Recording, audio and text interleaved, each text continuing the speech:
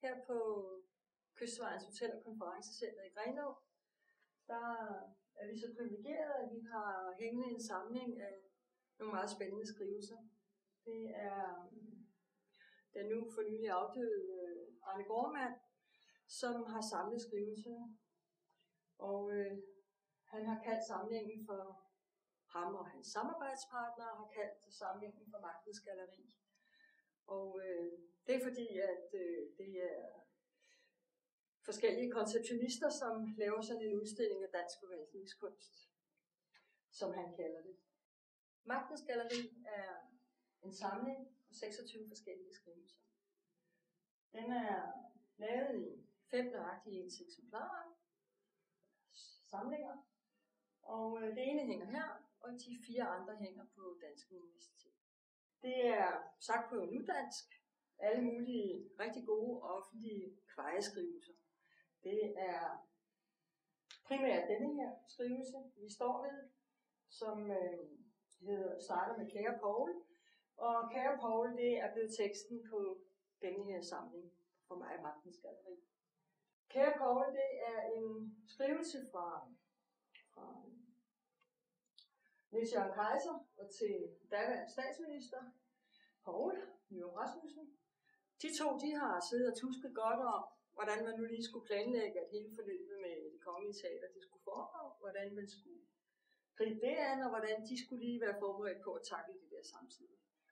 Og det er jo fint, man holder sådan nogle små møder, men der er en ting, man skal huske, og det er, at man skal aldrig skrive det ned, man sidder og tusker om. Fordi på en eller anden måde, hvordan det går til, det må guderne vide, men på en eller anden måde, så kommer det jo altid frem igen.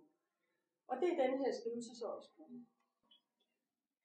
Som sagt, så er det fejreskrivelser fra det offentlige, primært denne her.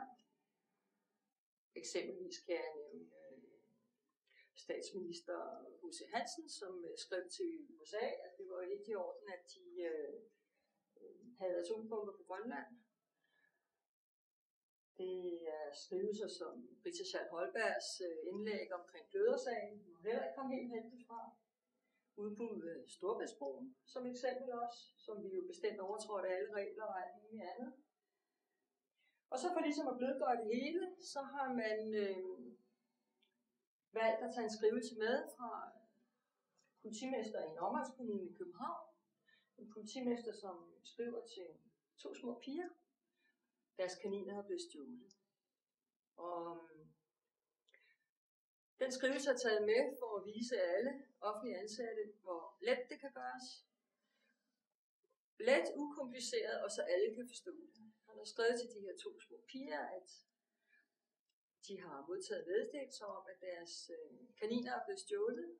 Vi andre ved jo godt, de er spist for længe siden, men det ved pigerne jo ikke. Så politimesteren skriver til pigerne, at de håber, at de finder deres, hvis og når de finder Askepot og Snehvide, som kaninerne hedder, så vil de bragt hjem til pigerne i en fin politibil selvfølgelig, og skrevet så let læseligt, så let forståeligt, så menneskeligt og fornøjeligt og præcist.